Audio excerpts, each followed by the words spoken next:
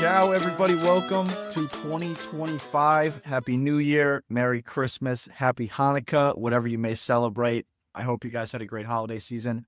Calcio Culture is back. We apologize for the little hiatus. We had some life things getting in the way, a lot of travel between the three of us.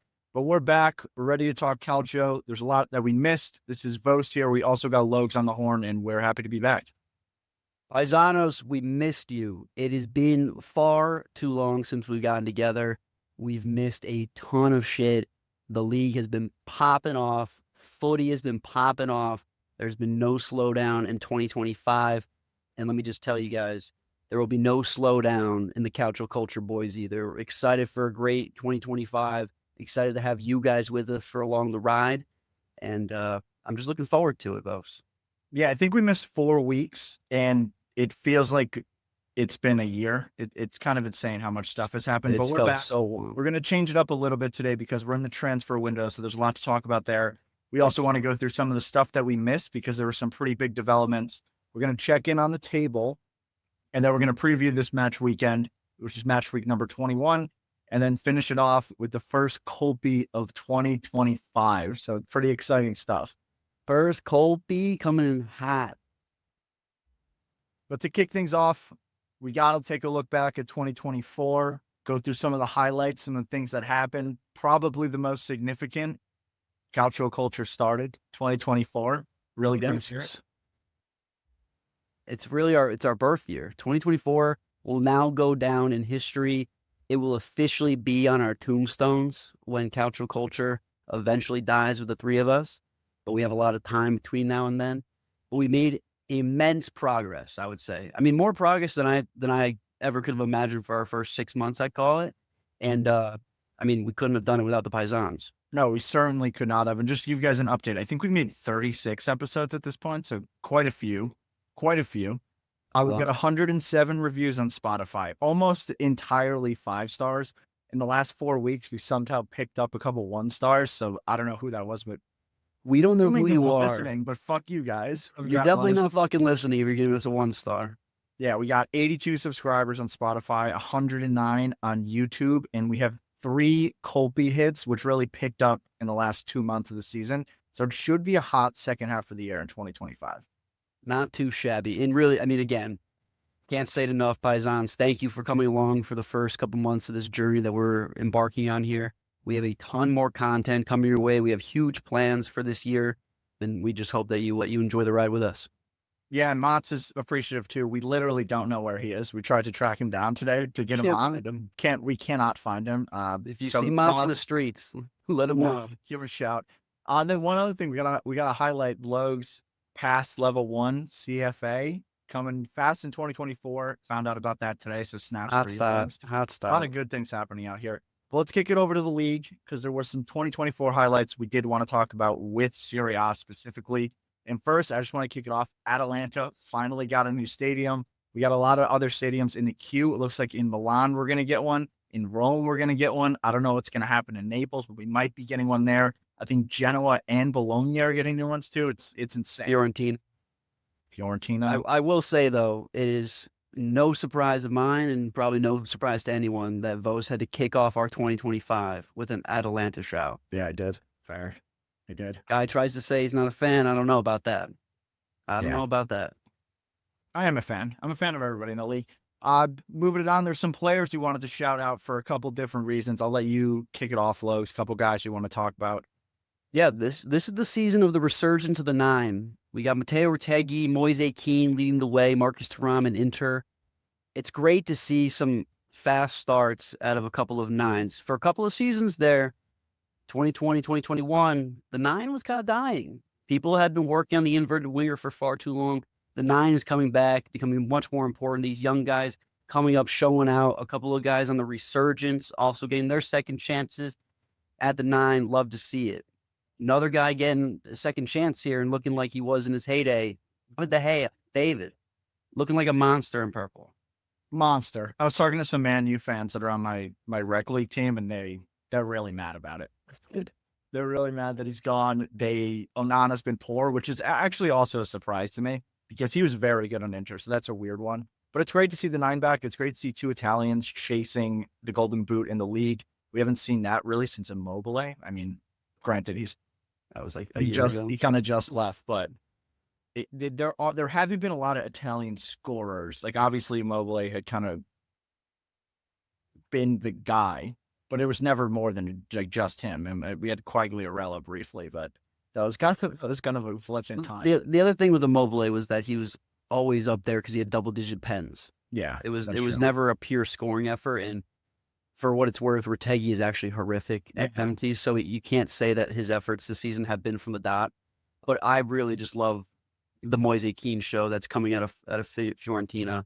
I mean, you got to be happy for that guy after all the years of struggle at Juve. A quick trip to the Prem, coming back. I'd love to see him. Love to see him at the top of the table here. Definitely. And then 3 other guys who wanted to just highlight as kind of breakout stars. I would consider them breakout stars in the first half of 2024. And we'll see what happens in 2025. And it looks like all of these guys are probably going to earn some bigger moves after this. I know they're all linked away at this point, but we got to kick it off. One of the lads that hangs out by the lake, Logs' boy, really, at this point. Nico Paz, baby. If you have not watched him, if you listen to this pod and you have not watched Nico Paz to date, you are absolutely missing out. This guy's a talent, a young talent, 19, Real Madrid product, playing at the lake, looking great under Cesc Fabregas. If you haven't seen him, take a look. He's got all the intangibles. He's a smart player. He's creative. He's aggressive. You don't see this type of, I would say, swag from a 19-year-old these days. I think you see it a little bit with Yildiz, but not even as quickly as Nico Paz has instituted it, especially being brand new to the league this year. Love to see it. Como picking that up out of the Real Madrid academy there. And so I think to your point, a bigger move is on the horizon for Nico. And if it's not back to Madrid for some time, I think it'll be another loan, but to a much better team. Yeah, what I find interesting about Nico Paz is some of these other guys, like you mentioned, the Yildiz, you can kind of phase them out of games. I haven't really seen Nico Paz get phased out of a game this year. He always finds a way to pop up and just kind of exert himself on the game. And number 2 about him, which I find interesting, I don't know what his best position is yet. Because I think you could play him as a 9-9, play him as a false 9. He plays kind of in that attacking midfield space right now a lot of the time. But you could probably throw him on the wing and he'd be fine. He's kind of a guy that can just fit in anywhere, and I would be shocked if he's still on Como come 2025 start season.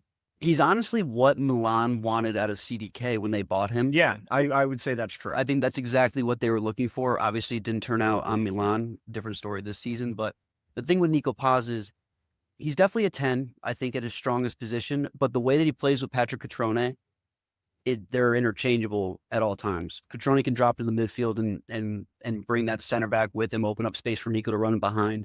Nico can pick up the ball in the midfield and drive without his feet, with his dribbling skill. And he can play out wide if he needs to. Honestly, the only time, to your point, that I see him get phased out of games is when he phases himself out. He can kind of, he shows that immaturity as a youngster. But, I mean, there's nothing but better days ahead for this guy, and he certainly will be on a better squad next season.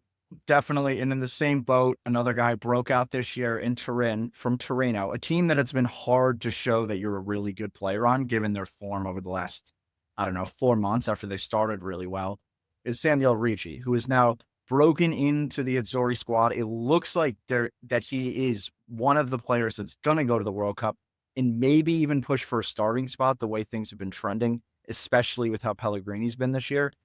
And he would be at the base of a midfield. He's a number 6. He's a pacer number 6, a really valuable position in the modern game.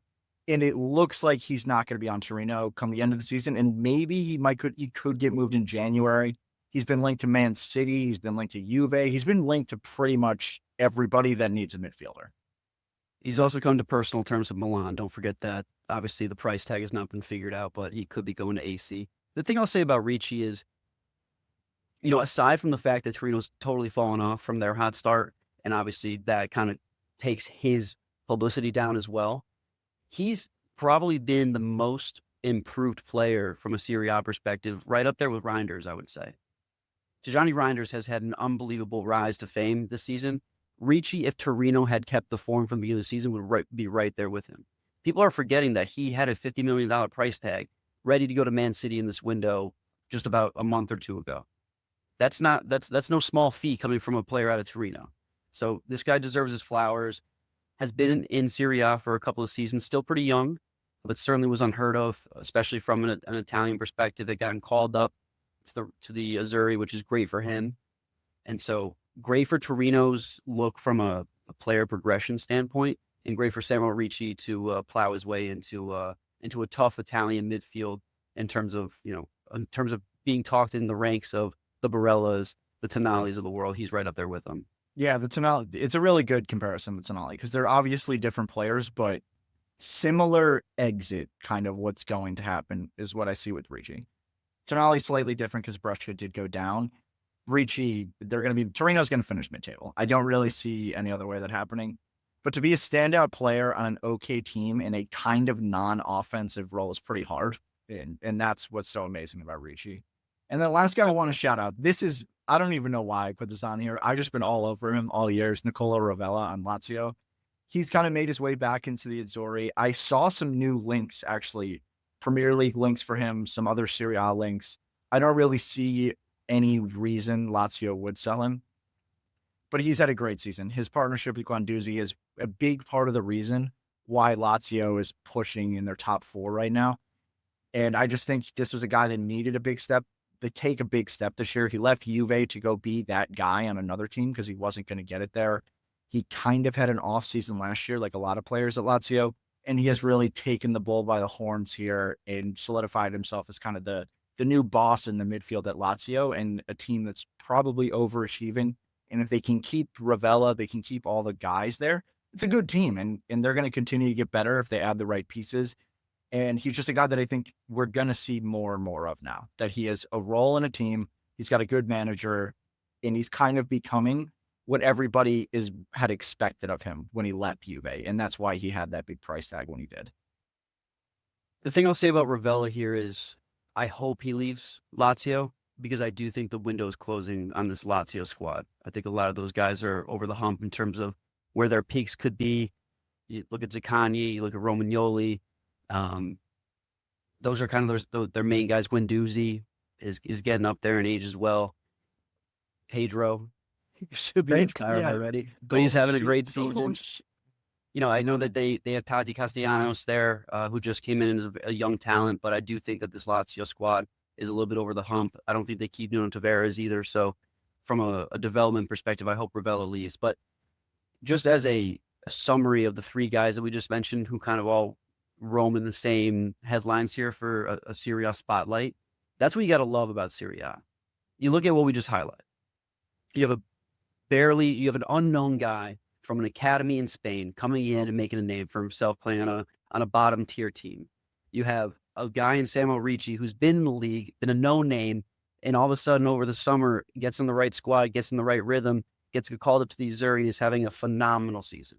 And then you have a guy like Ravella who had some of the highest expectations out of a young guy, young Italian in Serie A, who didn't live up to them on the wrong squad. He gets a new chance in his sophomore season on a new team.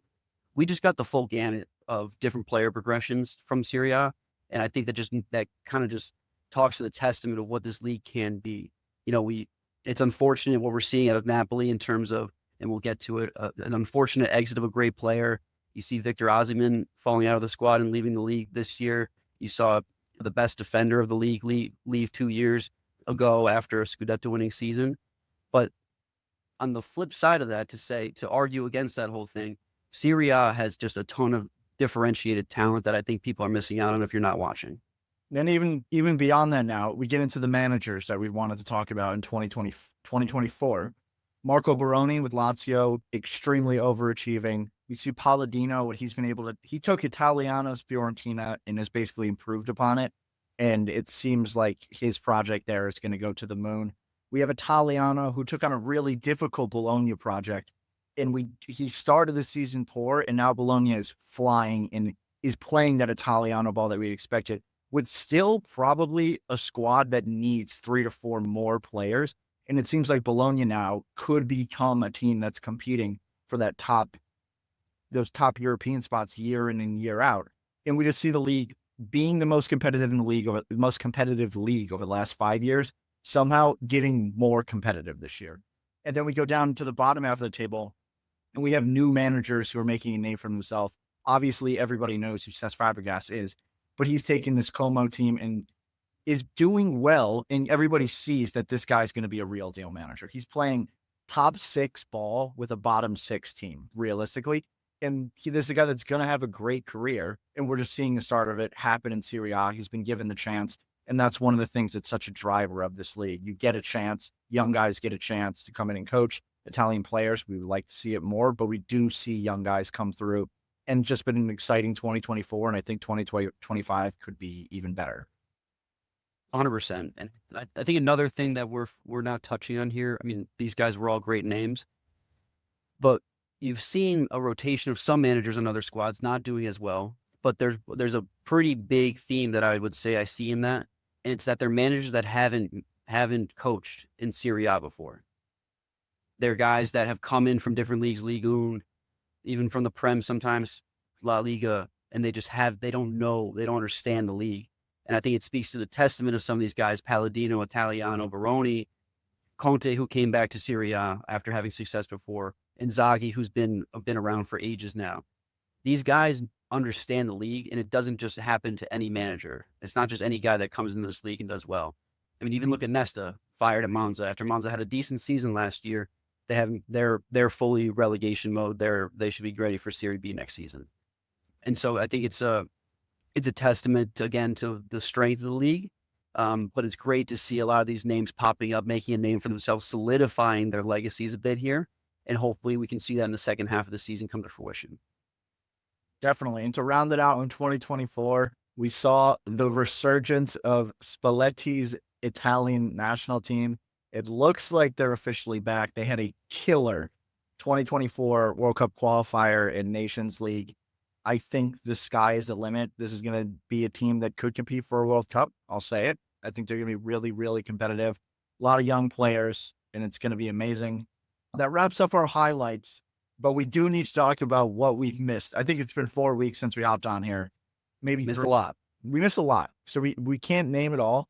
So we got some quick hitters we're going to go through. Number one, Logs mentioned it briefly. Nesta was fired from Monza. Made a lot of sense, right? Like they are in last. Couldn't keep them. I think they're still going to get relegated. I think it didn't really make a difference. They wanted a manager bump.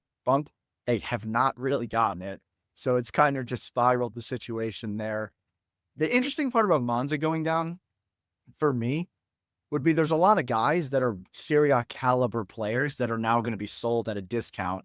Specifically, defender Carboni. We talk about Danny Maldini and Milan Juric, both forwards that are really good. Danny Motta, a really good forward. Mateo Pessina, who you've always talked about. You're a huge fan of his. 27-year-old Italian midfielder. He is going to be on another Serie A club next year. So this is going to be an issue for Monza because you're going to lose presumably all of your best players because it's not like a Venezia situation. It's probably a good comparison. They're probably going to go down, but their core group has a lot of guys that kind of belong in Serie B or a bottom tier team in Serie A. These guys are good enough to play in mid-table, top half of the table off the bench kind of thing. 100%. You're going to see an exodus from Monza upon their relegation. It'll be unfortunate for them. That's not going to be a bounce back Serie B season for them next year. They're going to probably spend a good amount of time down there. There's also just a good amount of talent in Serie B. I haven't been specifically watching it that closely as of this season, but there are a ton of teams down there that are rip-roaring, ready to come up and stay up. And so from that perspective, you're right. Venezia, again, on the other hand, core guys, young guys, not necessarily name brands that need to go anywhere, but certainly happy to stay with them. And I think it's a lot of the names that were with them in their first stint. Yeah, I agree. Of Serie A, who then went down and now have come back up. They're going to go down again, presumably. But again, I think, like you just said, it's going to be the core that sticks around there, unlike a Monza where they're going to have a fire sale. Shout out Busio, American. Shout out Busio. I think is very good. I think he belongs. He's a talent. I would like to see him go to like the Netherlands or something and play there because I think he would get a little bit more recognition. There's a ton of American talent that have done well in the Netherlands. I will say that. That's true. Shouting it out to somebody else. Shout out the Frasco boys. We got to talk about Roma. they're back. I think I'm going to say Roma's got a best. Roma's got a best. Claudio Ranieri has taken over. Things didn't start all that well, I guess. It was kind of more of the same, draws and losses. Since then, last 5, 2 wins, 2 draws, and a loss, trending in the right direction, kind of getting the balance of the team more right. I mean, it couldn't have gotten worse than it was. I will say that. But things are moving in the right direction for me, and I'm happy with that. I think the Ranieri appointment is doing what people wanted, stabilizing the ship. They're not really competing for anything. I guess they're in the Euro or the Conference League, Europa League. I'm kind of spacing out on which one they're in. So they can still compete there, but it's about just getting guys in. What is worrying me is Sule hasn't really been playing. It may have been partially injury related, but that's worrying because with the team they're playing with right now, Dybala is obviously playing a lot, and I still don't see a way you get Sule in there, but he's got to be playing. Like, this is a 5-year, kind of 5-10-year hold kind of guy. You got to get him in for bare minimum sell on capability. I think the reason you're not seeing Sule is because Dybala has been an absolute stud since the appointment of Ranieri. Yeah, it's true. And I think the only reason why I'm not freaking out about that is because Dybala is Argentinian. Sule grew up watching Dybala. Sule's Argentinian. It might be an older brother thing where he's like, I'm going to learn under this guy for the season. Dybala's probably going to leave at the end of this one or retire. He's getting old. And that's the only reason I think it's okay. It's not great. You want these guys to be playing. You want the young guys to get the experience. It's not like he's riding the pine the entire game. He's getting, 30 minutes a game. But going back to Ranieri, great job. We said it a bunch. There wasn't any worse they could really get from when Juric left. But you could tell that this guy, he loves the badge. He loved the opportunity to come back. He's got that locker room under control. They're sitting nicely in 10th right now. They were about 14, 15, 2 or 3 points off relegation. I know they're only 6 points off. It's a tight table, but they're still sitting nicely in 10th. They're 6 points behind Bologna in 8th. So they're not too far off from having a rather average finish for a Roma team as of the last 6 or 7 years, which is a little bit crazy considering their start. But then you also look at where Napoli was last season. They finished 12th, 11th. So this may not be doomsday anymore for Roma. Yeah, it might not be. And there was a reason we had them finishing top 4, and it could be next year. You're going to say it again? I still love the squad. I love Pizzilli, what he's done. Baldanzi's been great. And I mean, I'll pat myself on the back on this one. Alexis Salamakers has been an absolute machine under Ranieri. He's got 4 goals, 1 assist, and 8 starts on the season. Yeah, I'll pat myself on the back. Great player, used incorrectly under some other guys. Go ahead, stroke yourself a little bit. But no, I think this Roma team has the bones for it. The one area that I'm still concerned about is that back line. Yeah, and I said it, and he's still there. Mancini on the list. He's not that good. No, Mancini deserves to be on the list right now. As the backbone of that defense, as the longest standing Italian on the team from the Capitale, you got to be better than that. You simply have to be better than that. And that's just not working out. They need to make some big moves, some big splash moves in that back line to really have a chance next year, from my opinion. But big takes from Logs here. Listen, I'm a big take kind of guy, and the list lives on. The list is rarely wrong, and I think the only one that we might have a graduation soon from the list in CDK. Do you have the list written down, like that we can grab it quickly?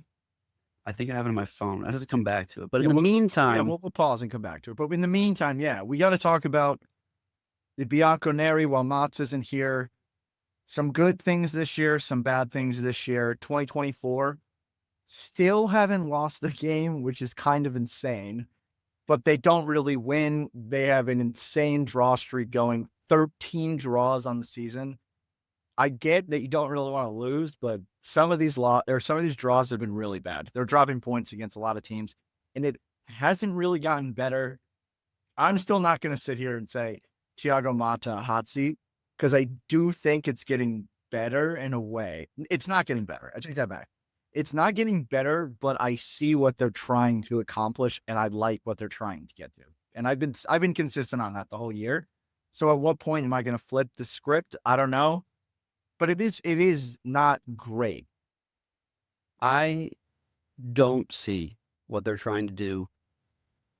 I think there are a couple of things that they've tried to anchor themselves to, namely Vlahovic, that are just not it. They've obviously made moves that we'll talk about in a second to counteract that. But their inability to close out games or to even get ahead on some teams that they really should be obliterating has been very concerning. The only thing that gives me solace is that I know the caliber of players that are on this roster, and none of them are playing at their top potential. None of them. Except for, I would say aside from Kalulu and Kefran Turam. and Turam. I think Turam's been very good. Turam's just like the young, energetic. He's just, if you cover that much ground, you're going to look good and you're going to play well. And Kalulu's been playing well. Yeah, the fact that he scored that goal the other day, that far up the pitch, is just ridiculous. Classic. Like that's like, even in just like the transition of play, that was open play. That wasn't like a counter. It was just, he just ended up there. Regardless, there's a lot of great talent on this roster. None of them playing up to par. Where that concerns me now is the fact that what is Mota doing that they're not playing at that potential? Is he not able to get the best out of these players? That's my concern. And if that continues throughout the rest of this season, if he doesn't find a way to start getting these guys to form, I mean, look at what he has to work with. Coop Miners, who we all know is a top tier talent in Serie A, proven. Dusan Vlahovic, who maybe not Mota's fault. I'm not going to say maybe not Mota's fault, but I mean, he's not playing to his best either. Thuram's fine. Locatelli's slowed down a little bit. Douglas Luiz, same boat. Douglas Luiz might be on his way out, and I know for a fact that guy's got talent. Fajoli, Beans, not playing up to par. You got a lot of name brands out there that just aren't doing it. Cambiaso slowed down, right? So you see a lot of these guys kind of fall by the wayside, and I wonder, is it them? Is it the squad? I don't think it's the squad. So then you look at Mota and you're like, well, what are you doing in practice? What are you doing in training sessions? So that's where I'm a little bit concerned. There's not a scenario in my head where Mota's like go after this season, but it is concerning. I mean, if Giuntoli does need someone, I would throw Motz's name into the hat for Juve manager. The couple times he has predicted he hasn't predicted. He has stated what Juve should do in a game, and then they do it. They have won. Like, that has happened a couple times this year. Couple times. So Giuntoli, keep Motz in the back of your mind. Maybe not manager, consultant, maybe in some consultant way. Would be a great position. Consultant Motz. Get that guy on the game day bench. I could get behind it. Get him in the room. Some other things that we missed that we just want to go through quickly. Patrick Vieira, since taking over Genoa, has basically gotten them out of relegation completely. They are now in 11th on 23 points, which is 5 points clear. And they were horrible before he got there. So a lot of people in Italy, I read a lot of articles saying that this was a bad idea, a bad appointment. Logs, me and you were on this one. We thought it was going to be good. We saw what he could do with Palace. Kind of similar caliber players. A lot of guys that still have potential. And if they don't win, he's a guy that gets points a lot of the time. Like, they defend well. And it's great to see this, like another manager getting a chance. 100%. Again, I think that this was you and I's experience with Vieira, obviously fully from Palace. And he was the exact guy for this job because Genoa has, if not the same better talent, I would say, than Palace at the time. I would say worse. Yeah. Granted, as a Elise, Marghi, very, very, very good players. I would say Genoa, in the grand scheme of things, Serie A, it's a Prem, decently same caliber. But Genoa was bottom of the table. That was not a place for this team to be. And so they did just need a manager to just get the players in the right spots. And that's exactly what he did. Fired up the squad. You know, sometimes it doesn't necessarily work with guys that you've played with before. So Pirlo didn't work with Juve. De Rossi didn't necessarily work with Roma. But most every player on this Genoa team probably grew up watching Vieira on very good teams. And so they obviously looked up to him and respected what he did during his career. And I think that goes a long way to turning a season around. And so that's where I think you're seeing a lot of that emotion, a lot of that pride come through, is just simply from Vieira coming in and saying, listen, I was never a loser when I played, and I'm not letting this team be a loser. Like, let's rally behind that and let's get this going. So to see them in 11th is a huge move for them. And it also appears that him and Balotelli could not bury the hatchet because that has Simply something. not. But we knew that was going to happen. Balotelli, We got to wrap it up here with the biggest news that we missed. Definitely the biggest news we missed. I'm Simply not. actually devastated we didn't get to talk about this. Fonseca got sacked. He got sacked. I'm actually surprised Thank this happened. It's pained me to hold my tongue up until this point in the episode to not talk about Fonseca, but thank the Lord that Fonseca is out. I will echo you, Vos, on that to say that when he did get sacked, I was surprised because it didn't seem like that we were at such a low in the season compared to where we had been previously when he was in the works to get sacked. Now, it's hard to argue against some results in the Champions League. It's not hard to argue against some of the results in Serie A, but I think there was a little bit of a contractual clause in there that really pushed this over the edge. But he needed to go. Yeah, He simply needed to go. What's weird about this one to me is they were basically even with Juve when this happened. And yet we look at them in such different fashions. And what's most surprising to me is Fonseca was doing everything that I had expected of Fonseca. They just weren't getting all the results, you know? Like, what more could he have really done to keep his job? Like, yes, I know that they did drop points a lot, but it was his first. We're basically halfway through a season in his first year with the team. There was some turnover. He's brought Reinders through, made him the best midfielder in the league. He doesn't really have a great striker. The defense didn't really look like it was completely his fault. It was just a surprise for me. For what he delivered, it was exactly what I had expected from him coming in. I'll tell you exactly what the difference is. To go as far as alienating your top two best players on the team is unacceptable. Yeah. You cannot come into a team and expect to meet any type of expectation when Rafael Leao and Teo Hernandez hate your guts. I don't care who you are. I don't care what you're trying to do. If you are alienating those two guys who are inexcusable, it's just unequivocally important to the team to have those guys playing at their top talent. And you saw that in the last 4 games, specifically last 4 games. You saw that previously, but again, last 4 games more recently. It's inexcusable to have those guys not playing at their best when you absolutely need them. I will not discount the fact that he brought Pulisic to the talent that he is today. I think that Pulisic has obviously found his way under him. I think Pioli had started that, though. Pulisic was great under Pioli. Pulisic has already amassed the same amount of goal contributions that he had last season, and it's halfway through the season. So, to some extent, you kind of have to give that up to Fonseca. A lot of individual talent, a lot of just individual fight from Pulisic, but to give him the opportunities there, I think he's a little different. And then you said it, Reinders is obviously another one. I also think that one thing you can give to, no, I'm gonna take that back. I was gonna say talent acquisition, but the only guy that we can really say that I like that we got was Fofana. Yeah, because you look at Tammy's not been good, Morata's not been good, Emerson Roy has been fucking dog shit, Pavlovic has been dog shit. So again, the answer to your question is you cannot alienate your 2 best players. Bottom line. Yeah, it's interesting. So the guy they replaced Fonseca with is Sergio Conceição, dad of Conceição on Juve. I'm spacing out on his first name, actually. Is it Fabio? No, I think it's Francesco. Yeah, Francesco. The father or the son? The son, no? Francesco. Yeah, Sergio's son. dad. Sergio's dad. Yeah, Sergio's dad. So he came from Porto, was there for 7 years. Good manager, good proven Champions League manager. I have qualms with disappointment as well. I don't know how long this appointment's going to be, but what does he do? Wins a Super Cup. Pretty big deal. I don't love how much he celebrated. Like, did you have that big of an impact? Like that you can, I don't know.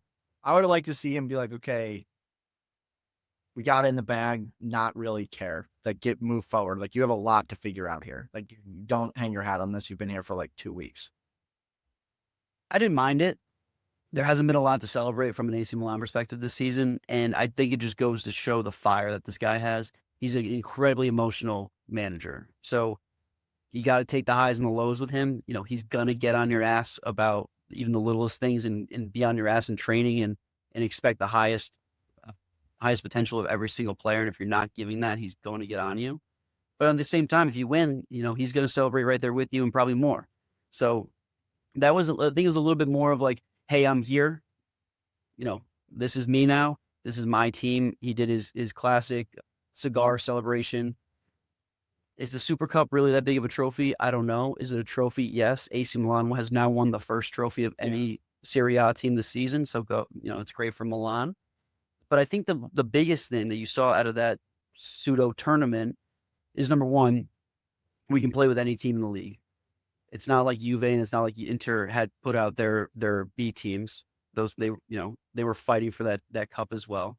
But number two, I think you saw a lot of the joy come back into the squad. You know, both games we were down. Both of these games we had to come back and win it on multiple goals, not just one from a tie, multiple goal comebacks. 2-0 to Inter. That's a huge one. We won. We came back 3-2. Tammy scored the winner and celebrated like he made the best play ever. He literally fell into the ball as their lay had burned the entire defense. But you just saw the joy come back into a lot of these players, and namely Teo. I think Teo's had probably the biggest improvement in the last 4 games of anybody on the squad, and to see that is huge. I just touched on it. It's huge to have Teo at top form and to enjoy the football there. We had a stumble against Cagliari.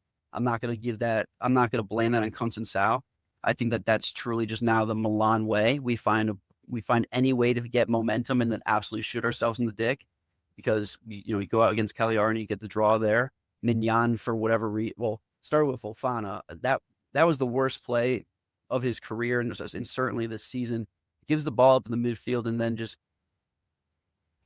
what is this? Are you celebrating? What is this? What is this? Does this in the middle of the fucking game. They charge down the field. I think it was Pavlovic is just backtracking, watching the striker on Cagliari, and Mignon has an absolute pizza, an absolute blunder. Never seen this out of Mignon. Looked like Donnarumma out there. And, we tie 1-1. Granted, do we have another comeback win against a Como team this past week? Yes. Should we be coming back against Como? Absolutely not.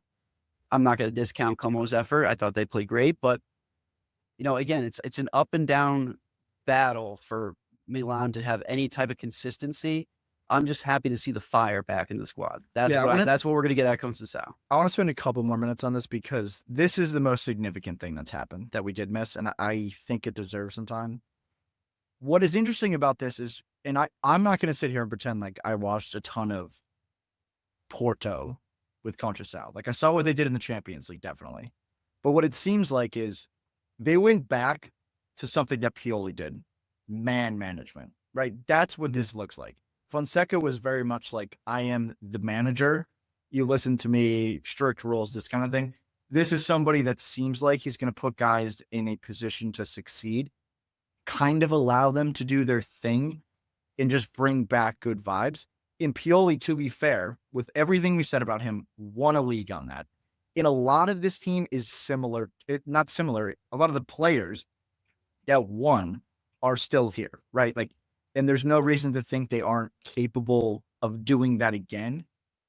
What worries me about this and what I don't like about it is we're back to the same argument that I made at the beginning of the season when they brought in Fonseca. What are you trying to achieve as a club? It doesn't seem like they're trying to get to the next level with an appointment like this.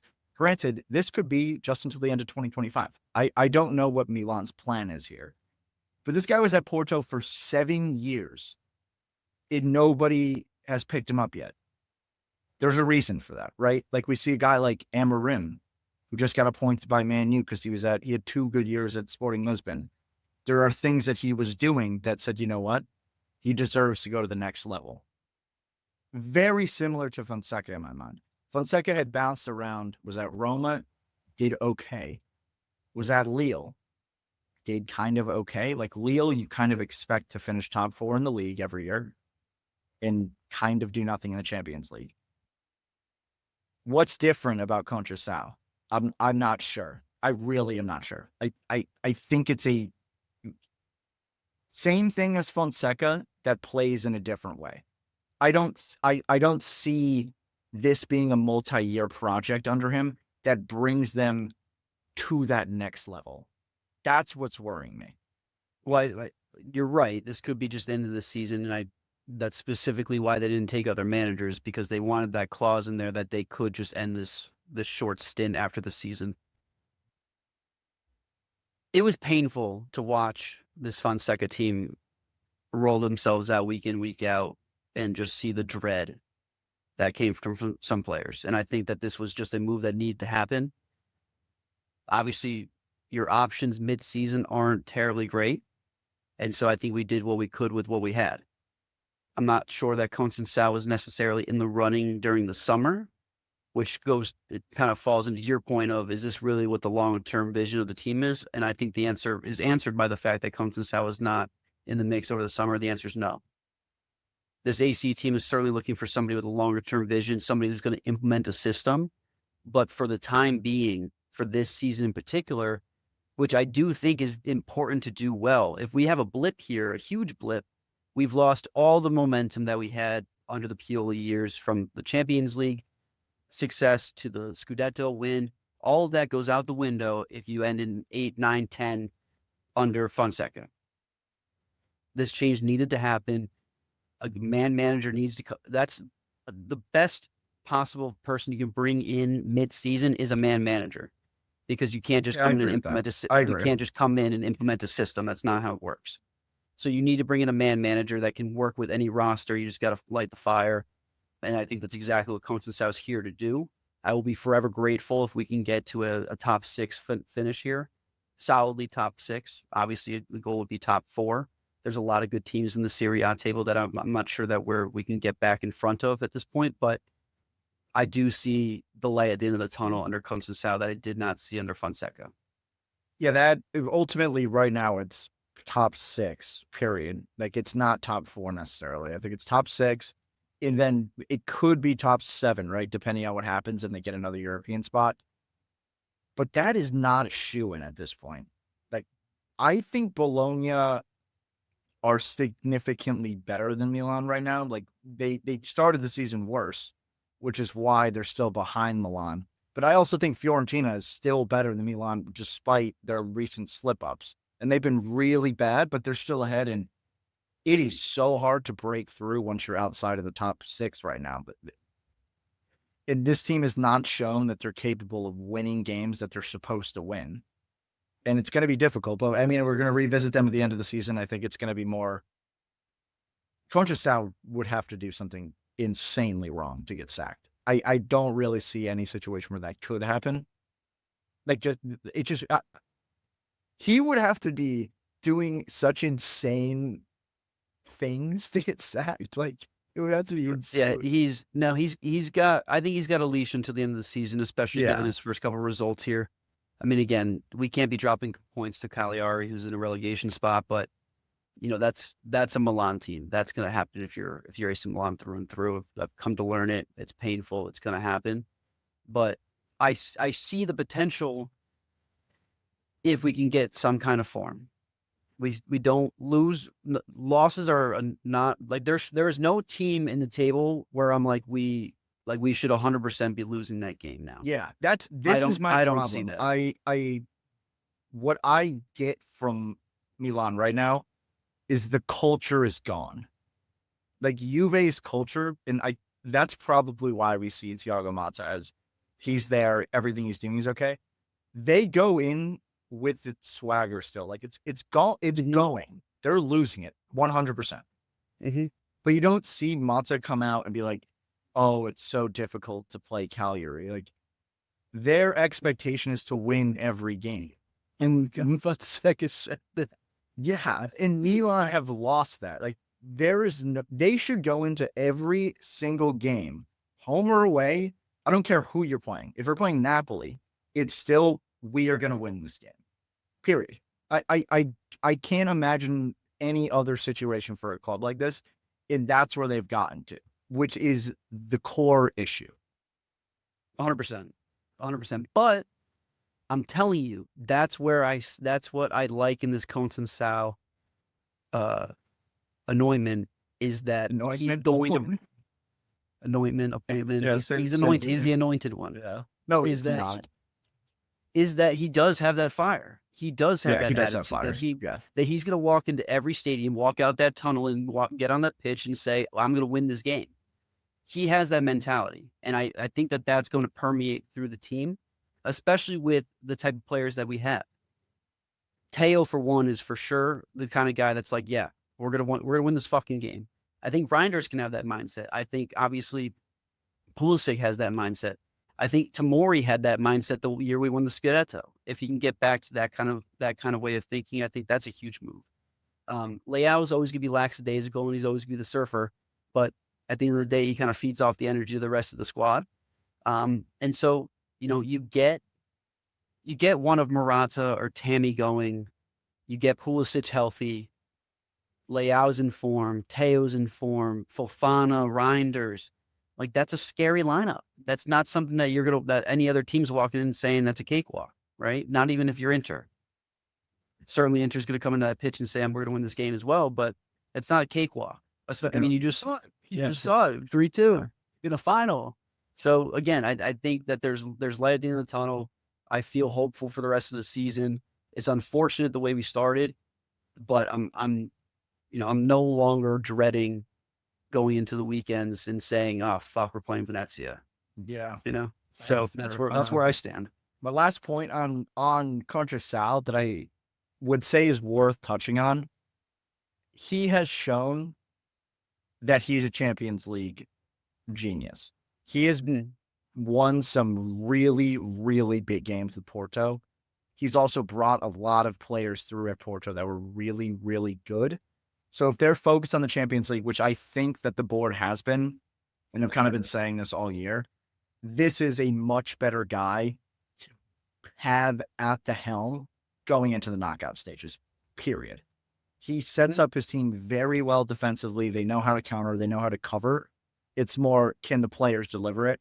Because his Porto teams had far less skill than this, and they 100%. punched above their weight every single year. Like 100% of the time. They were, you never wanted to play Porto. Yeah, that is always a difficult game, and you don't know what's going to happen. So that's good. That is going to be an interesting thing to watch in the Champions League. I'm excited. That's all. I mean, I'll leave my therapy session behind us, but this is something I'm certainly excited about going forward. God, I miss Calcio Culture debating. So okay, so that wraps up things we missed. One other thing we have to do before we get into what's going on right now is take a look at the table. We haven't talked about it in a while. We're not going to spend a ton of time, but just want to run through it. In last place, we have Monza. We mentioned them earlier on 13 points. It's looking like they're probably going to go down. They're 6 points off of safety, we'll call it. Ahead of them, we got Venezia in 19th, 14 points, 5 points out of the safety zone. Still looking pretty bad there. They've not getting points when they should be, and they've been good. In 18th, we have my sweet love, Cagliari, the boys from Sardinia.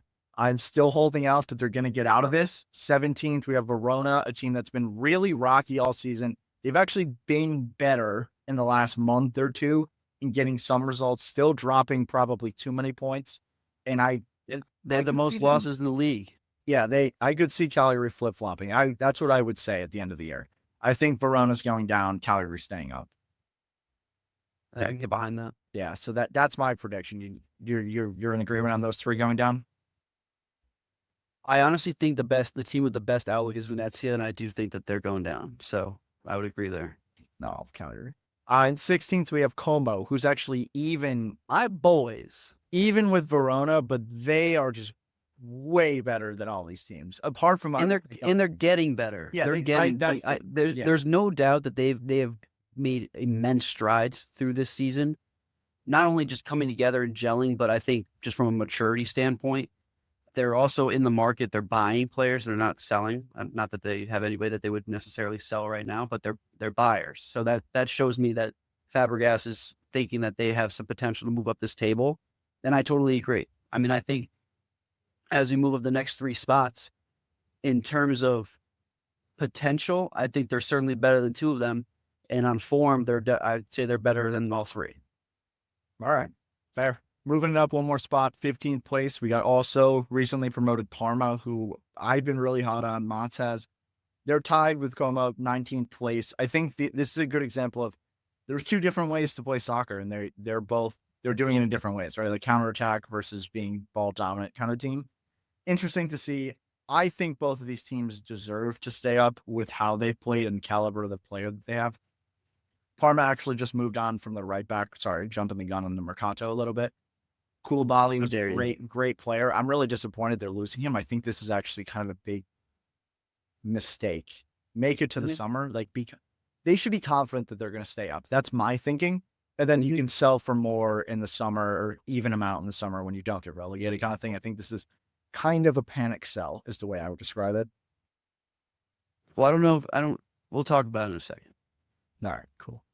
14th place, we got Empoli, 20 points, so 1 point clear of the others. Big fall from grace from where they were started the season. That's what we had loved. We had been gassing Empoli up. Hardest team to beat. Don't drop. Don't lose games. And they kind of got away from it, and it's burned them. They've been way more expansive and have fallen off the table here. I mean, they're lost 4 of the last 5 games. But what I will say is, though, only -6 from a goal differential standpoint. So they are still hard to break down. It's just that they are not staying in games that they need to stay in. And then moving up in 13th, probably shock of the season so far. Still a shock to me. Lecce, 13th on 20 points. And I just want to pause here. So 20 points. So these teams are 2 points clear of relegation right now. And from 18th to 13th, there are 2 points. So you're 2 points clear of relegation right now, all the way up to 13. Realistically, any of these teams can still go down. I think that these are your candidates. I think anybody above here is rather safe, except for any type of absolutely nuclear debacle, namely out of the next, call it 2 teams.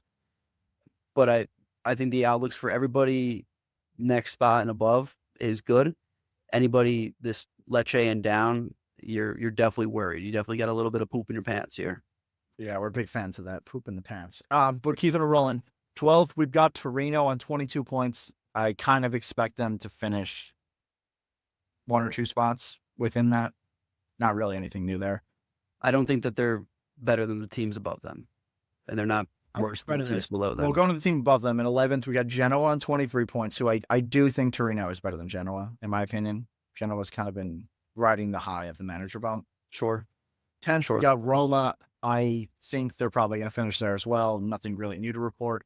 In 9th, Udinese on 26 points. Another one that kind of fell off, but have stabilized a little bit. And this is where they're going to be 9 to 12, right? Like, my problem with Udinese is I don't know what their identity is, and I don't know where they source success from, aside from Luca, who's had a great season, but he can't do it by himself. And I think that the rest of the squad has been pretty bare bones, especially after then getting picked apart in the mercato. So it's a tough outlook for me in terms of what Udinese's outlook is. Yeah, I think Udinese could fall pretty significantly. They just have a lot of experience, though, which is why I would guess they're going to be there. This is what we talked about before with Udinese. They've kind of been a relegation to lower middle table team for like 3 or 4 years and really haven't done anything new. Mm-hmm. And they overachieved at the beginning of the season. This is a reversion to the mean. Sure. Breaking into the top 8 now.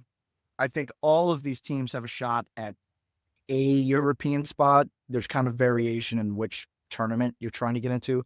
But in 8th, we have Bologna on 30 points. I would say this is an extremely hot team now. Italiano's got everybody firing on all cylinders. They have all their players back finally, like massive player. Lewis Ferguson fully playing, scored a goal this weekend. Guys flying, massive piece of this team. Going above them, 31 points. Spent a lot of time on them, 7th place. Milan, slightly similar to different outlook for you. I think Bologna is better right now. I said it a couple minutes ago, but I think Bologna is going to pass Milan this year and finish above them. Again, like I said, I think that the outlook here has changed for me. I think that the potential, the ceiling has been raised for this Milan team. And if they do play to that new ceiling and they're healthy, this is a dangerous squad. Speaking of another dangerous squad, kind of gone the other way. In sixth place, we have Fiorentina, 32 points, 19 played, 1 point above Milan. They both have a game in hand on pretty much the rest of the league. The game is actually against each other, so it's a really significant game. Palladino's squad has really fallen off in the last couple of games. 4 losses out of the last 5, 1 draw. For me, I felt like this was kind of inevitable. Palladino has never really been in this situation. Neither of any of the players. They were definitely running hot and deserved to kind of be pulled back. And this is kind of what we talked about with Atalanta. Atalanta used to do this. They would be ripping, not lose, and then drop a ton of points. And over time, those pieces, they've dropped less points. They've been worse, I'll call it like worse over like 2 to 3 weeks rather than 2 months. And I think this is just a learning curve for Palladino. I saw a couple links that he like maybe getting fired. I can't imagine a situation where that happens. And if it does, Milan should immediately fire Palladino, because I think he's going to be one of the best coaches in the league for a really long time. Yeah, this is a panicking team right now. Yeah. Rightfully so. Young. The players haven't been there. We thought Palladino hasn't been in the situation. Neither have the players. Well, I was just going to say, I mean, this is a newly constructed team. A lot of these guys have come in from other squads, better or worse. Palladino, in a bigger spotlight than he's ever been. And this was, you saw this after the result this past week. They lose to Monza. Last team in the table, and they lose. So I think that this is simply a team that's just panicking. Huge opportunity to right the ship against Torino in this upcoming match week. So I'd like to see them get back into form, especially against the Torino team. I think they will. I think they have the right players. They had the right form. It's a new year for them. They've obviously been playing a couple games in 2025, but things are looking up in Florence. I have a hard time seeing this team fall any further than 6, 7, 8. I mean, yeah, you just said it. I mean, these top 8 teams are going to be the top 8, and it'll be unfortunate if Fiorentina ends up being that spot, because I do think that they deserve more. Yeah, they definitely deserve a European spot in my mind. And the other thing I just thought about, kind of interesting, we talk about like this new squad, a lot of redemption players. They don't really have a guy on the field, or not even on the field, a player in general that I would say can calm things down. Like they're losing, they're kind of spiraling. There really isn't somebody there that's prepared to do this or been in this kind of situation in my mind. Like Baraghi, again, they have guys who've been there. 3 names: Baraghi, Bartasaghi, and De Gea. Yeah. De Gea could simply. That's the only guy that I would say there has been there, done that kind of thing, and he's just got there. That's my worry about it. But he's been playing so well, and he's been around for so long that I think that he holds, even though he's just joined the team, I think he holds enough with the guys that he could sit in that locker room and hold a meeting and say, listen, guys, breathe. Yeah. We are in such a good spot. We overran our potential very quickly. We've had a bit of a drop here. Slow it down, go back to what was working. Let's get back to form. Yeah, still a great project. Moving on to another project, Juventus in 5th place, 34 points. So game in hand on Fiorentina, 2 points clear. This is another one.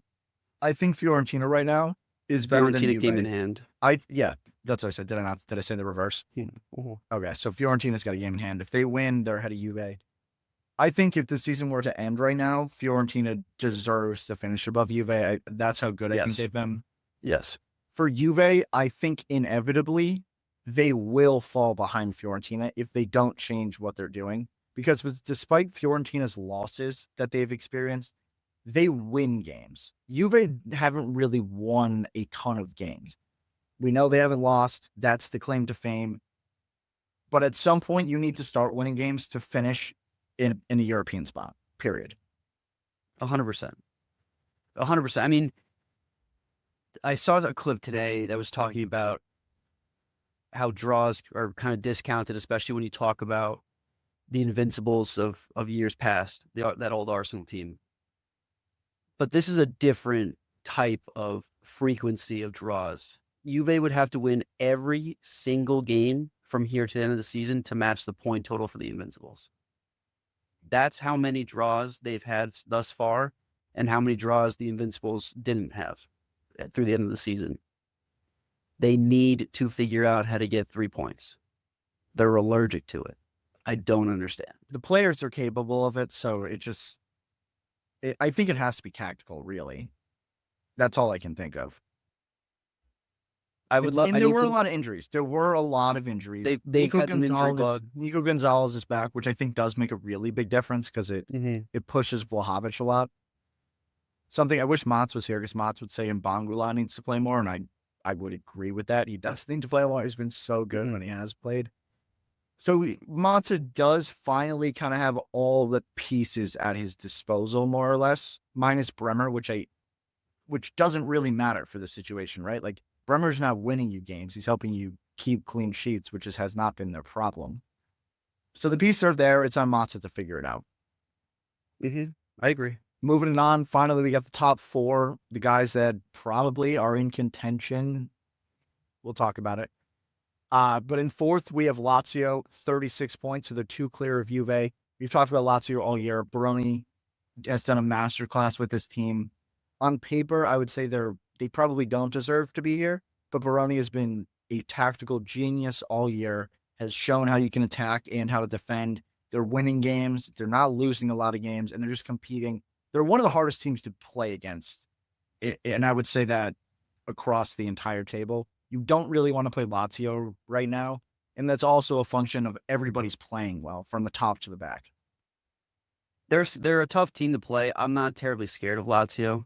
If I'm a top tier team, there are certainly ways to beat them, but when they're on, and they play with a ton of heart, and they're physical, and they're a mean team, which can get you pretty far, especially in this league. So it's been a huge move for this team, especially given what we had for expectations. I think we had them pretty solidly in probably an 8th position in terms of expectations. But this is where I think this is kind of like the B tier of the league. You go Lazio, Juve, Fiorentina, Milan, Bologna. Those 5 are the B tier, and these top 3 teams have solidified themselves far and away above the rest. Yeah, so let's break up the top 3 here because I think that's the right way to talk about it. Would you say these are the 3 teams that are going to win the league? Like one of them is going to win. 100%. Yeah. So in first, we have Napoli, 47 points. Inter, second place with 44 points, game in hand. So they're 3 back. If they win, they would be even with Napoli. That game is against somebody pretty good, actually, I'm pretty sure. That game is against Fiorentina. I take that back. Milan has Bologna. That's the game. Milan is Bologna and Fiorentina is Inter. And then in third, 4 points off the top is Atalanta, who have stumbled over the last month, which kind of what we talked about. I think the big difference with Atalanta, like a year, 2, 3 years ago, they've drawn their last 3 games. They would have lost one of those games 2 or 3 years ago, 100%. And for me, I backed Inter to win it. I still back Inter to win it, right? Like we talked to this whole year, probably all of 2024 in the 24-25 season, we've talked about how Inter haven't been at their best and they haven't looked great and they haven't had focus. And yet here they are, 3 points off the lead, game in hand. To me, that screams we're going to win the league. That's what Man City have done in the Premier League for so long. Great teams like heat up throughout the season, and that's kind of what Inter has done. And with Napoli, I haven't seen anything get better, and I'm also really, really worried about what happens without Kvaratskhelia. And you can't have that big of a departure mid-season and still think that your expectations are the same. No fault of Conte or the rest of the squad. It's unfortunate, but you have to deal with it. A quick point on Atalanta, and I think it speaks to the talent that Retegui has turned himself into. Atalanta is not the same team when Retegui is off the field or not playing to his full potential on the pitch. He is in a pivotal part of this team, not even just from a goal scoring perspective, because you do have other goal scorers in Lookman, in CDK, Samardzis when he's on can score. But, I've watched Atalanta the past couple weeks now, and when Retegui's not on the pitch, they kind of lose their direction, I would say. They become very apathetic in the final third. Is that how I would describe it? And so it becomes a very boring Atalanta team, which you wouldn't normally say under Gasparini. Yeah, I would say that's probably a function of what we talked about they were doing so well this year is just relentless service into the box. And when Retegui's not there, CDK's big, but he's not really like, you're not trying to get him balls in the air, right? Like, and when Retegui's there, they'll just endlessly, you just hammer it into him, and eventually he's going to score, and they get away from that. I mean, Retegui's just got that fire in him. Yeah. That CDK is more of a finesse, softer player, which it's worked out for him. Obviously, being able to play out wide, play in the middle, bring the ball up, but that's not the Retegui way. And obviously, it's benefited benefited Atalanta when Retegui's on and playing that position. And at the same time, like the CDK Lookman front two was working because Lookman was running so hot. Like, looking back, that was unrealistic for him. He was literally scoring every single game. Like, and it was unrealistic to think that would continue. So it's on Gasparini. But they're still a scary team. I mean, Atalanta's a scary team. Scary team. Very. So I'm not going to take anything away from them. I actually put them now above Napoli in terms of where I think they finish. And again, it's unfortunate to have to say that because it's not Napoli's fault. I actually don't think that Kvaratskhelia had a reason to leave midseason, aside from a bigger contract, which he just 10x'd his salary. Yeah, but he was making dirt. I mean, he came from Georgia on a $10 million transfer. Your agent's got to feel a little bit better about it. The 18th highest paid player on Napoli. Sure, and is it De Laurentiis should have been paying him way more? Totally get it. I mean, fair, so super fair, and also I guess fair on Napoli's part to be like, if you're unhappy, let's just cash in. Yeah, 80 mil is nothing to bat your eyes at. But it's an unfortunate timing because they now have to look at a market where I'm not sure that anybody really fits the bill.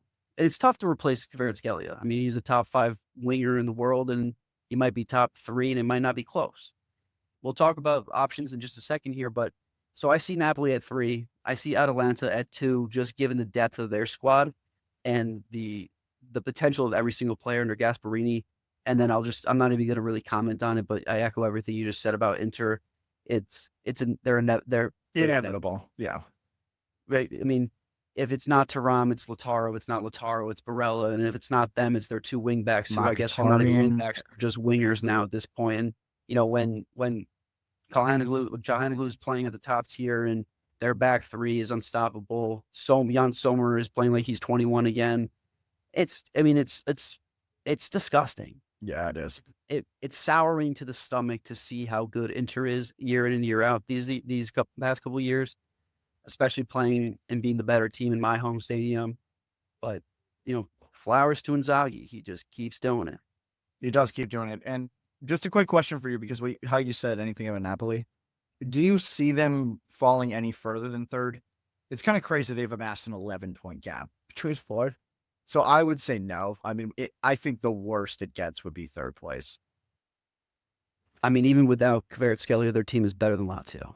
Yeah, I don't think that's much of a discussion. I mean, you still have a core of very solid players. You have names like McTominay coming to the forefront, which we always like Scott from Man U and you specifically, but he's been an absolute revelation for them, and he started every single game since he's joined the team, right? So that midfield 3 is definitely much more well-rounded with him in it. Once Buongiorno comes back, that back line is again back to being solidified. Di Lorenzo is somehow keeping himself in top form, even though we think he's washed. He still is kind of washed, but is being carried along by the rest of that back line.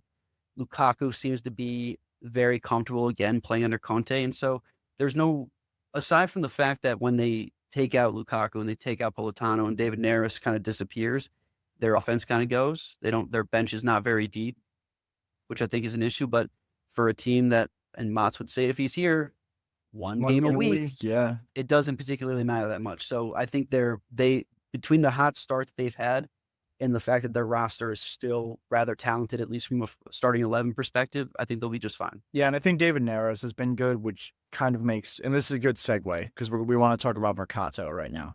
And we'll start with Napoli. Kvaratskhelia, 72 million plus some add-ons, brings it to 80. is going to PSG. I'm very disappointed that this is happening. Like, full stop. I think he's the best player in the league. And I think people are actually going to start saying one of the best players in the world once he starts playing in the Champions League with PSG.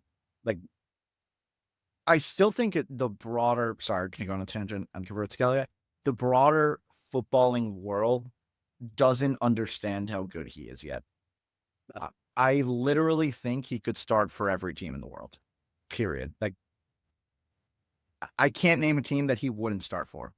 Real Madrid. You play right wing. He's way better than Rodrigo, in my opinion. Do you think Rodrigo's better? I don't. I really think Kvaratskhelia is such a monster in every phase of the game in a way that those guys aren't. I'm not going to get into it. I mean, I think that he's better than Mbappe right now. I'll say that. But it sounds like Mbappe is also just playing not in the right position. But Yeah. in any case, I mean, I agree. I mean, the guy is an absolute phenomenal talent. He's got the Georgia discount, similar to how Salah has the Egyptian discount, I would say. But the talent is no less than a top 3 player. Might be a top 5 player, period. Not just winger, but player, period, right now. And so it is a shame to see him leave the league, especially given the fact that I do believe that he had some loyalty. I mean, you saw the clip of him last night, 3 a.m. at the Maradona portrait in the streets of Napoli. You know, the guy he loved the league. It's where he made his name. It's where he's come up. I think he's a loyal guy. Obviously, I don't know if he had any other jurisdictions that he could have played for, but he's a Georgian through and through, and he's brought that team to multiple tournaments now. And so it's extremely sad to see him leave. I'm glad he's getting his bag. He's going to a PSG team who's currently undefeated in Ligue 1. So they're certainly going to be a monster in Champions League. But my concern is I hope that Napoli doesn't errantly use the proceeds this window just to make up for that loss, because I don't think that they need to go out and spend 50, 60 million on a guy just to fill that hole. Yeah, and this is the important thing that we need to talk about now, because he's gone. We are never going to talk about Kvaratskhelia again because we're a Serie A podcast. It's very disappointing. I'm very sad about the whole thing. But they need to replace him. And when I mentioned David Neres has been good, it kind of makes it weird with how you replace him now, because Politano is presumably your starter on the right still. Like, why would that have changed? David Neres was pushed off to the left and has kind of been the starter now, presumably there, and he's been very good. So the question becomes, do you replace Kvaratskhelia with someone of the same caliber and in that price range? Like, there are very few guys you can even get because nobody's willing to sell wingers that are that good. And they aren't really linked to anybody that good, so it's more of people that complement what they have is kind of what they're looking at, is how I would kind of summarize it. And the names that we've seen linked to are Pellegrini, Rashford from Man U, and then Garnacho from Man U. The Pellegrini one is definitely the biggest link, because the idea was this was happening. People knew this was happening. Get Pellegrini in. He's the Scott McTominay kind of 10 role rotator. He can also play left wing, so kind of a versatility kind of guy. I think that one makes a lot of sense. What I don't love about it is I wouldn't take anybody out of the team to put Pellegrini in right now. So it's interesting there. I think the way that he fits in nicely, though, is the way he plays left wing is very similar to how Kvaratskhelia played the left wing 50% of the time. Yeah. When Kvaratskhelia would cut in, it was very much a Pellegrini-esque left wing, which I can support. Certainly not at the same level, and certainly not at the creative skill that Kvaratskhelia had. But I think the Pellegrini move there it would be good for both sides. I think Pellegrini may need a fresh start to get out of this funk that he's been in. I think that Napoli would be buying at a discount at the moment, given the fact that he's been so bad.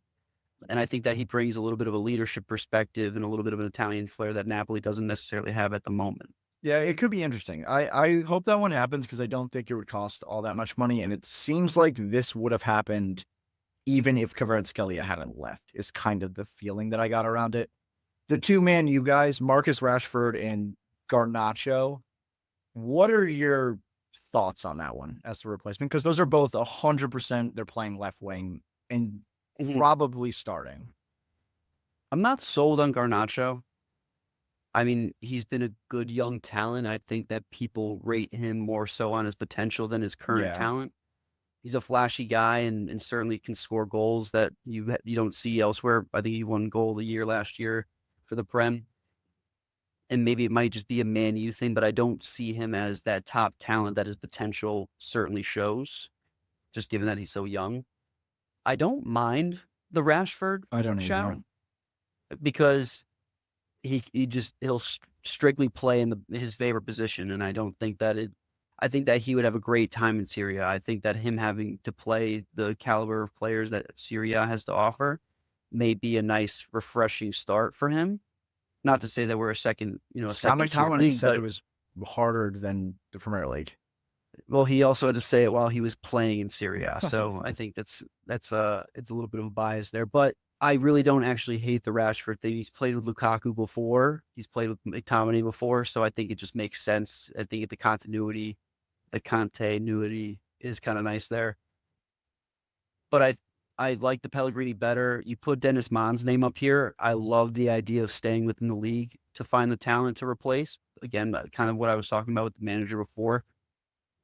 It's easier to just adjust to Serie A if you've already been in Serie A.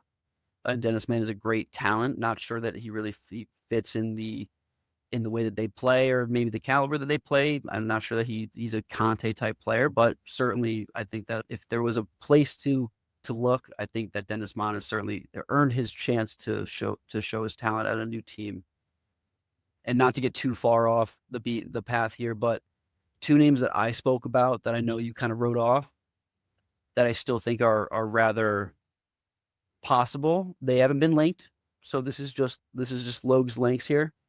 But Kulusevski, I think, could be a name that's in the mix here. Has already played for Conte, has already played in Serie A, and Tottenham kind of on the outs in terms of playing in European ball for next year. That could be an interesting take. And then I also think that Ferran Torres, who hasn't gotten enough minutes on Barcelona, could also be a take. A guy who's kind of fallen out of talent, but we've seen play at a very high level before. A talented winger for Barcelona right now, I think could also be a name that may come up in the next couple of weeks. But again, I really, really, really don't want them to spend too much money here. Good points. I like it. The other thing that Napoli did, they let Fiorentina go to Fiorentina, which I'm happy for both sides. I think Fiorentina, I'm kind of surprised he hasn't played more. And he's going to a Fiorentina team that's very attack-minded, rotates the squad kind of a lot, and I can see him being able to play in the middle, outside, and he'll get minutes now, which I like. And I think Palladino is going to use him well. So I love that one's happening. And another young Italian guy was on the Euro squad and just has kind of fallen off the face of the earth with Napoli this year. Keeping it rolling, the Rossoneri, couple links. Kyle Walker kind of makes a lot of sense for me. I would have liked to see, I don't know, something different, a little bit more creativity. Let me walk it back. Atalanta bought Bellanova for like 20 mil at the beginning of the year. I know. Like, what the fuck are you guys doing? Blunders on that front, especially given the fact that we spent 15 mil to go to the Prem to get Emerson Royale, who's just been a trash can. Yes, Bellanova should have been in the Rossoneri. I love the fact that we're even remotely in the talks for Kyle Walker. I think that even just for a placeholder at the end of the season, it's a great move. He's a solid player, a proven player, a winner. And even if it's only just for 6 months, I think that he could at least leave a lasting impression on the rest of the guys, which I think could be more helpful than even his play on the pitch. Yeah, it just seems like a plug the hole for 6 months kind of thing, which I don't love out of this team. But we need that. We've lost games from the right back position. Yeah. We've lost games. Kick Calabria back in. Absolutely fucking a couple other things. AC Milan also linked to Marcus Rashford. For me, I hate it.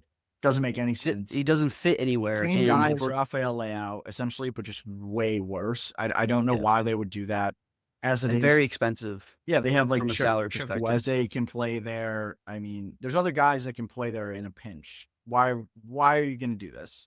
It doesn't make any sense to me. I mean, obviously you have the English connection there, but we also can't actually get both Kyle Walker and Rashford, and we need Kyle Walker more so than Rashford because of the whole Brexit thing. But no, I'm 100% out on Rashford. Yeah, it really doesn't make any sense. I mean, the other guy that is still like trying to get minutes and where you could play him theoretically is Kamara. Don't say Okafor. No, Kamara. Okay. Like Kamara could play there. I was talking about Kamara today though, and it's the same story with Liberali. It's the same story with Zaroli. They're just too young. I know, but this is how They're you just grow too them young. into it. Like you don't bring in Rashford. Like you play Kamara in games where you are better than the other team and you let him play 60 minutes. I agree, and I've always been huge on playing these guys because I think they're uber talented. But from what I've seen from them playing this season, they're far too timid to get first team minutes. They're just too young. Yeah. They're not getting better by getting these minutes. It's like when we played on varsity freshman year at that stupid tournament in Berlin, and we had extra large jerseys on. That hurt us. And we would play for 5 minutes and get steamrolled. Yeah. Like Hurts your out there. confidence. Hurts your confidence. They're out there. Yeah, they're losing confidence. They're scared, and it's no good for us either. So I'm actually out. I'm playing them this season. For maybe next season when they have 365 days more under them. Fair. Keep it rolling. Kind of Juve/Milan. We're going to talk about this. Fikayo Tomori's linked to Juve. I don't see a way that this happens. After what just happened with Kalulu, they cannot do this. I mean, they seem to be open to getting a bag. I think the price tag is at 30 million right now. It would be a disaster.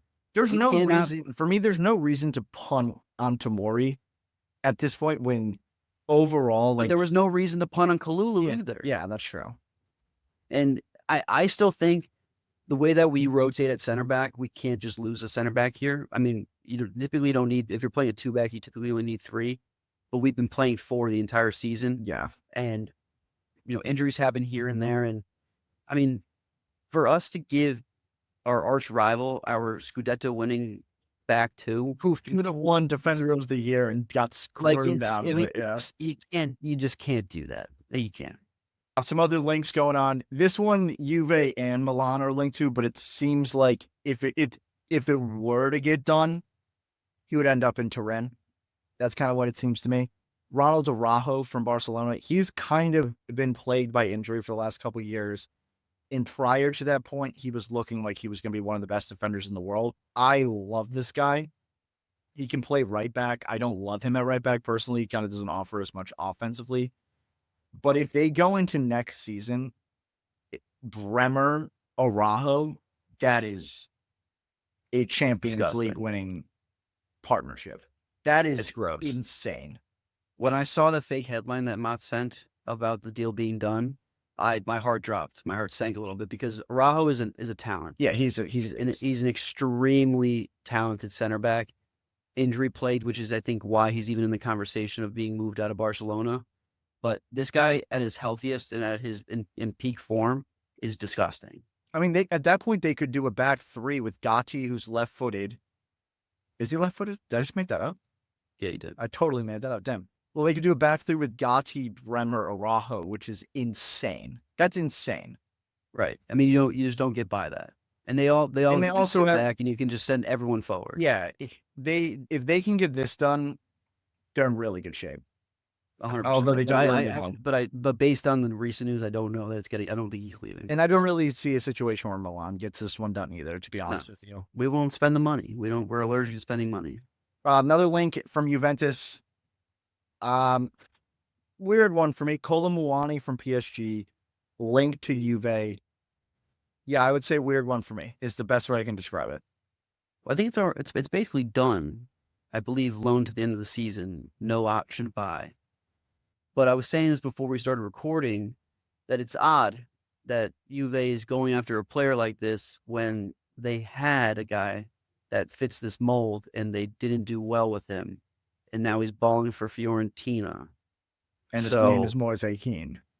Who also went to PSG and played pretty well, which is why they brought him back. And then he didn't play well for them. So they definitely need striker help, especially given the fact that Vlahovic is really their only true 9.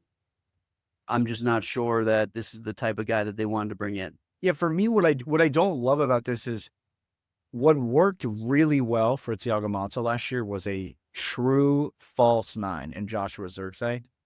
Why aren't you trying to get somebody like that? I don't know if they I want mean, to it's get not the away easiest from thing it, to find. I'll say that, but but certainly, there are guys out there that you could yeah. get to fit the mold better than Cole Mwani does. Cole Well, Mwani, yeah, exactly. They didn't even try to get close to it. Colomani's an out and out, yeah, he's through like ball, a long yeah, ball. and he's good. I'm not Athletic. saying Cole Mwani's bad. I don't know how this works. And I think it's also weird to your point because when Conceição had to fill in for Vlahovic, he played really well. So that obviously Mota excels with a false nine type player. So I agree. It's weird that they didn't even try to get that profile of a player in. My only guess on this is that they want to use Coop Miners in that space, and they haven't been able to yet because Dusan is kind of like that target man, and then Coop has had to like vacate that middle sort of nine space. So that's my guess. But why are you getting away from what brought a Bologna team into the Champions League? You should have way better players do the same thing. I agree. And he has every other position rather one for one except for the nine when you think about it. Yeah, I agree with you. It's really weird.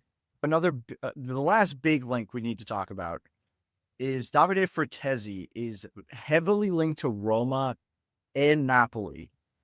And I don't like either of them, to be honest with you. I don't think either makes sense in my mind. If he goes to Roma, it's because they sold Pellegrini to Napoli. If he goes to Napoli, it's because Napoli didn't get Pellegrini.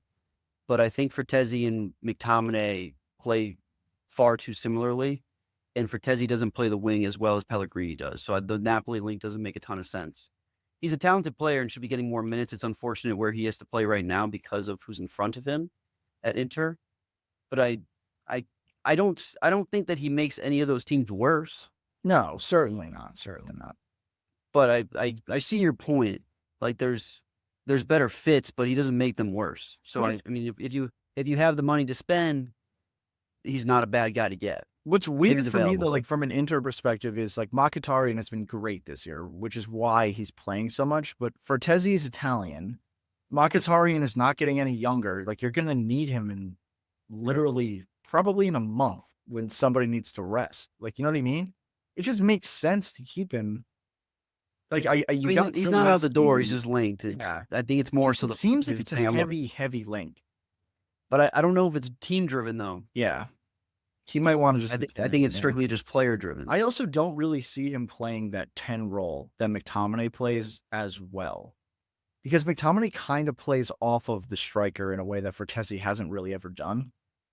And McTominay is also so scary in the box as a cross threat. He did for Italy. Frattesi did that for Italy in spurts and spurts of brilliance. I mean, it wasn't consistent, but he did it in spurts. So I can't say they can't do that. But he's also been playing on Inter where they've had two strikers the entire time he's been there. Yeah, and on the Roma thing, that would be a disaster for me. Because he's essentially, he would play alongside Manu Kone, and Manu Kone is a way better player and is a better attacker than him. And I don't see them paired well.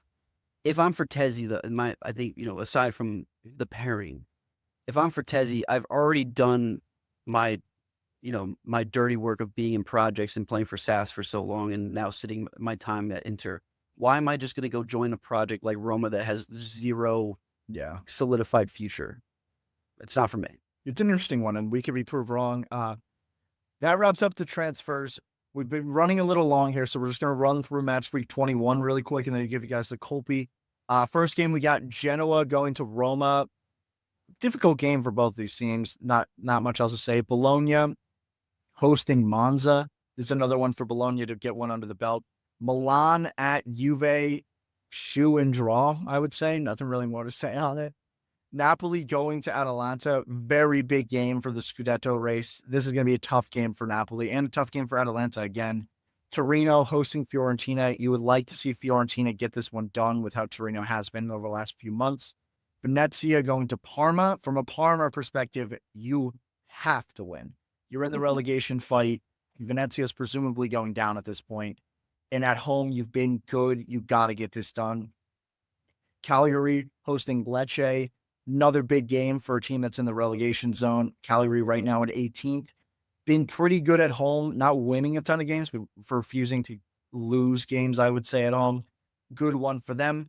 Lazio going to Verona, another one. Battle for both teams. Verona got to get a result. When they have gotten results, it's been at home. They've just been so shaky.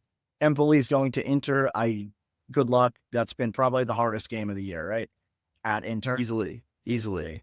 That's a horrible game to play. And then Udinese at Como. I like Como in this game. At the late against Udinese, I think they can get it done. Don't sleep. I think my sleeper game of the week, though, is Genoa at Roma. I think that might be a high-scoring game. I think 2-2 is what I'm looking at.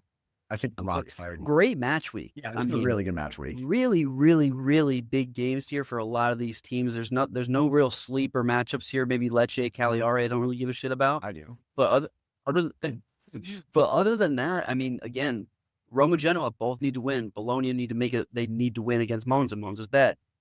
Milan, Juve, game of the week. Actually, no, because then you have Napoli at Atalanta. Atalanta is good. I think Atalanta win that, but Napoli is still a strong team, and the rest of the lineup, we gotta see some surprises, paisans. See some surprises. We got to wrap it up. Colpi di luna. First Colpi 2025. We kicked Mats out of the Colpi picks this week because, as we said before, we can't find him. We literally don't know where he is. Don't know when he's answering. We called him. We texted him. We cannot find him anywhere. So we had to make a pick. We just said it. One of the games of the week is Milan at Juve. This is kind of our high conviction sleeper pick. It's a draw. It's a draw. You guessed it. It's a draw. Juve at home, all they do is draw. Milan, we don't know what we're going to get out of them. This makes sense. We're taking the draw, coming in at plus 210. And then I just mix these up. Is the next one you or is the next one me? I think these are all just consensus picks this week. We went consensus picks here. Parma money line at home against Venezia. We both like. We think Parma's been good at home. They've stolen results off of some better teams than them. Venezia, definitely playing for their lives, but we like Parma here. Also great odds, plus 115. We like it. Value. And then the last one, Lazio at Verona. We like Lazio money line here. Verona have been so shaky, and we think Lazio's still in a really good place as a team. They only got one win in their last 5, but it seems like they're due for a bounce back. Baroni is a guy that wants to get it done. He's also going back to his old team, wants to pull one over at Verona. This one comes in at minus 135. We think these are well thought out good picks this week, I have to say, in a hard match week. This is the most we've ever thought together on a couple of picks here. I'd be surprised to see this lose. There was a couple other picks we had thrown. Well, the Colby comes in at plus 1060. High odds. This is the fattest pick I think we've had. Yeah. But there's some other good picks out there that I did want to mention. Bologna at home against Monza was minus 170. That's a really good one. I think Fiorentina at home against Torino is also a good one, and there was decent odds there. I can't remember what they are off the top of my head. And then Como at home against Udinese, I think was plus 120 or something like that. You were getting plus money. Yeah, that's a good one. I think that's a good one too. I would take that. But that wraps it up. First episode of 2025. We're back. What a sewed back. Thanks for joining, What a Logs. back. I don't know if we're ever going to get Mott's back on here. Maybe he quit. We don't know. No. But we're back. You can follow us on everything. Logs rattles it off always. Where are they? Where are we? Guys, you know the drill. It's the same as last year. That won't change. Instagram, X, TikTok until it gets banned in a couple of days. YouTube at Calcio Culture FC. And of course, you're going to find us on all your favorite streaming sites. The ones you listen to right now. Apple Pods and Spotify. And so as Mats likes to say, don't be gagoots and Forza Calcio Culture.